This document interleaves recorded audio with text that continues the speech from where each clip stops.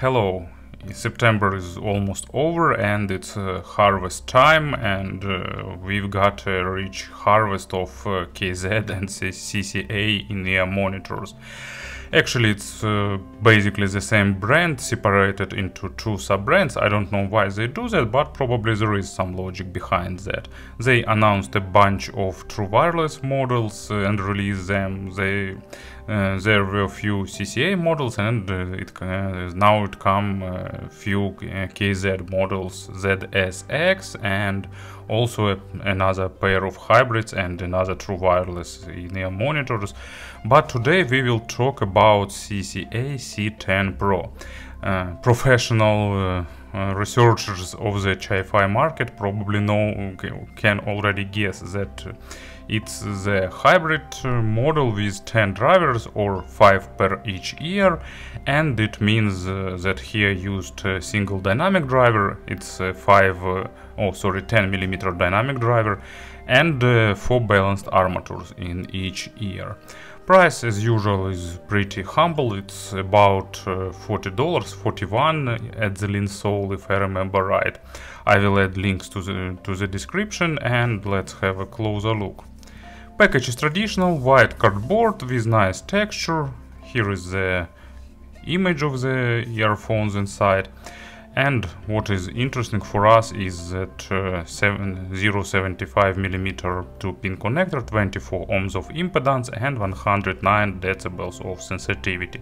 So basically almost perfect specifications. Inside there is a user guide and warranty card, earpieces themselves, and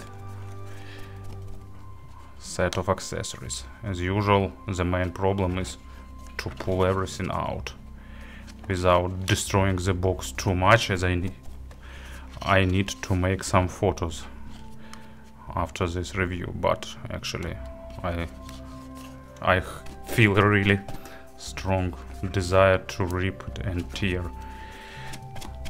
They need to improve the unboxing experience a little bit. Anyway, so here are earpieces themselves and this tiny accessories box. And here is everything pretty predictable. You won't get much accessories, just few additional pair of tips.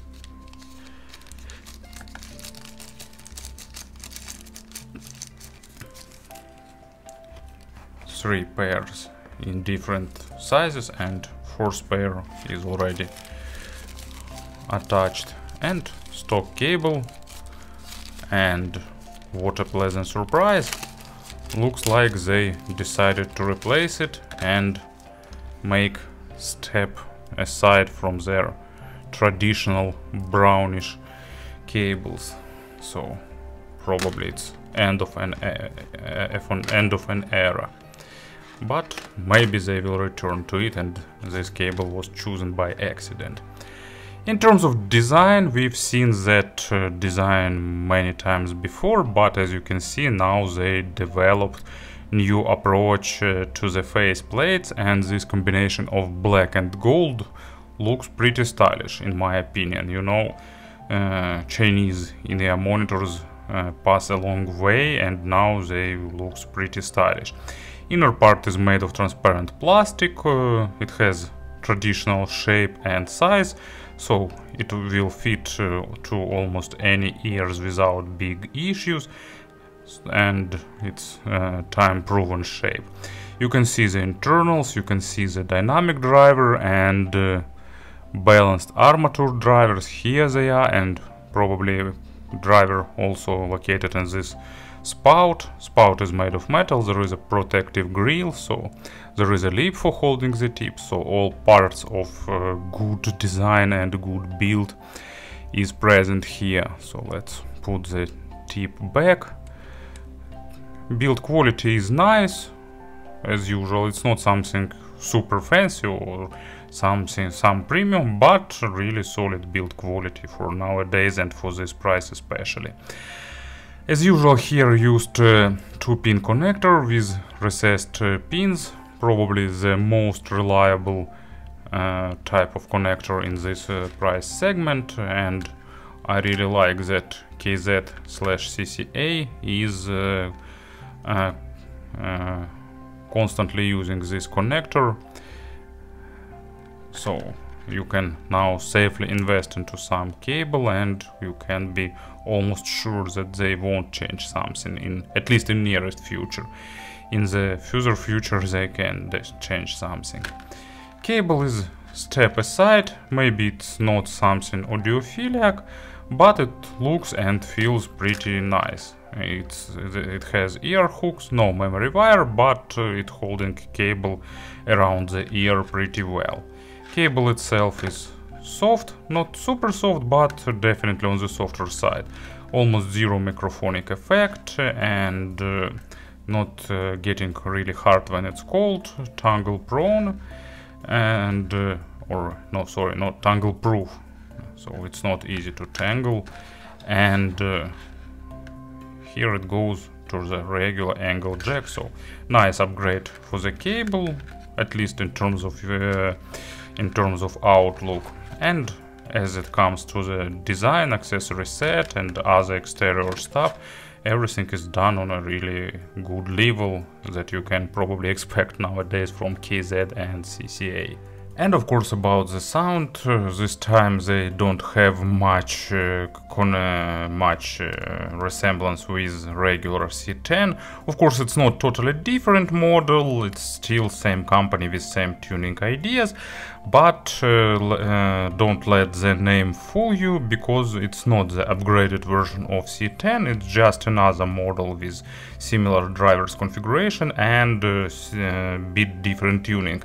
Actually, lower part of sonic spectrum is close to C10, but the C10 Pro have more upper mids and more treble, so it's a bit more V-shaped in terms of signature, and maybe for some it could be a good news, for others it could be not so good news, so it's all a matter of taste. As for me, subjectively, I pretty like this tuning. Of course it's not something top of the line, but it's really good offer, and as well as many others in the affordable price range. But let's probably proceed step by step. Let's have some player on the table to show the examples. I gave them about 40 hours of burn-in, no changes in sound, so probably they don't require much burn-in. Of course, you need to find the proper tips to isolate your channels better. And bass.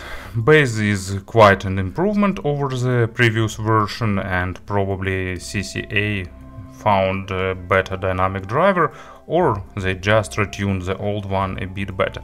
So it's a bit faster and a bit more impactful. And that's something that frequency response chart won't show you, because in terms of frequency response they are almost equal. You know, maybe it's because of different tuning of the upper part of spectrum, maybe no, but bass sounds a bit faster, bit cleaner and a bit more present. So anyway, in short, it's a pretty good bass with a slight of emphasis, not actually huge, so it's not a bass head model, and for me it's a big plus, but it has accent to give additional body, to give additional weight, and it makes the low frequencies here pretty universal. To my taste, it suits well both for electronic music and pop music and rap genres that require accented lows, and at the same time they are pretty efficient with acoustic instruments and natural instruments. Of course, don't expect like stellar performance, or don't expect balanced armature-like speed. It's still a dynamic driver, pretty good one, but still it's not expensive dynamic drivers. So it lacks a bit of texturing, it lacks a bit of small nuances, but to get all of that you need to consider much higher price segment. For this price it's pretty good low frequencies, and I suppose that this dynamic driver will make its way to other models, at least by this brand and maybe by some others, because as we've seen, this products are often made in different other companies. And as an example, I've got the Prodigy Breeze. Nice, engaging, punchy, groovy bass line, represented pretty nicely, with enough of aggression, with enough of forwardness. As it comes for mids, they are a bit recessed, so they are moved on the second stage, comparing with low frequencies and with treble. So basically it's just a V-shaped signature, so that's what you should expect. Mids are pretty clean, pretty clear, without big attempts to highlight the micro contrast, without attempts to make them super sharp or super sibilant or super analytical, super clinical. So no, resolution is normal, but even probably a bit higher than normal, but not at the maximum point, and probably it's good because they are more forgiving to something not superbly recorded and not superbly mastered. At the same time, they represent nicely all instruments, and they render vocals nicely. Maybe sometimes they lack a bit of weight, but it's more a matter of record. When it's present in record, it will be sounding nicely. And if you like accented weight on the mids, probably you need to find something with dynamic drivers, or at least differently tuned in ear monitors. Imaginary stage is really good, it's noticeably above average both in width and in depth, and actually staging is one strong part of this model, of course in the affordable segment too. Maybe it's because of accented upper mids and treble, at least for me. You know, stage is subjective, so for you they can be different in terms of stage, so it's just my own experience. And as an example, for the mid frequencies, wake up, I've got Rock Reimagined, nice compilation by Chesky Records, and Amber Rubarth and Losing My Religion, nice cover of classical rock song done in more calm and more acoustic way, with great vocal and nicely recorded instruments, and actually this earphone sounding pretty okay with this tune. Of course, to show the full potential of this record you will need something of higher segment, but for this price range this earphone sounding really nicely. And treble is accented. For me accent is not big, it's just like my the okay level of treble accent for me, but I've seen some complaints that for some people they are too sharp. For me they are not. So if you following my reviews and you are on the same page with me, you have the similar perception, so that means that for you it will be okay. But still, if you treble sensitive, consider that it's not treble shy model and they have more treble than regular C10. And treble extension is normal, slightly above average, so not super extended, but normal. Treble has good resolution, not a bit faster than they should be at X and decays, very basic layering, but pretty nice overtone saturation, so it's a good accented affordable segment layer. It's good with percussions, with different bells, with cymbals, crashes and so on, but at the same time don't expect rich layering or tiny nuances saturation. And as a test track I've got probably, you know, the best compilation to test the treble, at least to my taste. It's Sting, I Burn For You live, and Sting's records always have good percussion, and this one is not an exception. It actually starts with some bells, with some dingles, and these earphones represent it nicely. Of course they're lacking layering and refinement, but still, to get all of that you need to consider much higher segment. In terms of pairing, they are pretty universal, so they can be used with smartphone or some tablet, but of course to get to drive them to the full potential you need something from the entry-level segment like FIO M6, Hybe R3 or R3 Pro, Hidis AP80 if you like natural and pretty bright signature like I do sometimes, so that's their level. Of course they can be used with more expensive dubs, but for them you can probably get something better. Speaking about the conversions, to be honest, I'm pretty puzzled because there are tons and tons of models in this price segment, and even in the high segment about up to $60. And for me, you know, they are almost equal in terms of quality, and better worse here is not a matter of some technical performance, it's just a matter of representation, and now you can also choose based on the design.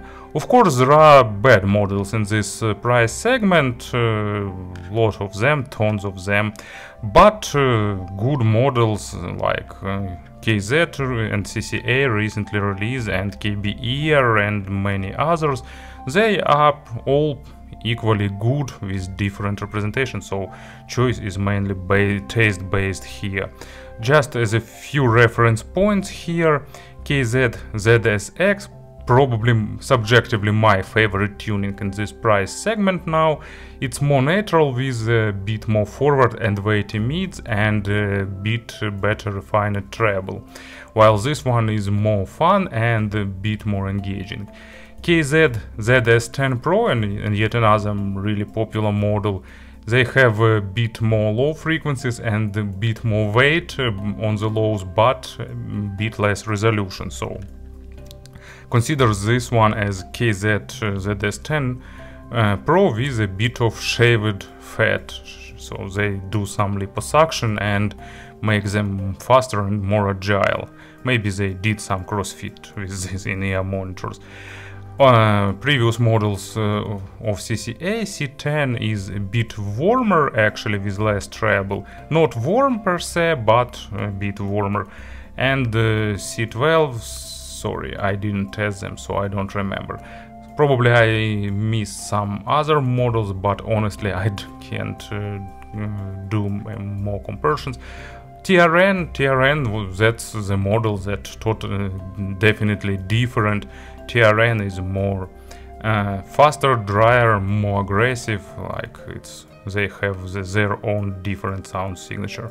So to summarize everything, CCA made a nice in-ear monitors for those who like fun V-shaped signature and who is okay with a bit of accented treble, but actually to my taste treble here is really okay. So, and I will do review for KZZAX, and I really suppose that I will get newer models that KZ recently released, because they, at least they look really stylish. We'll see how do they sound. Thank you for listening, thank you for your attention, and have a nice day.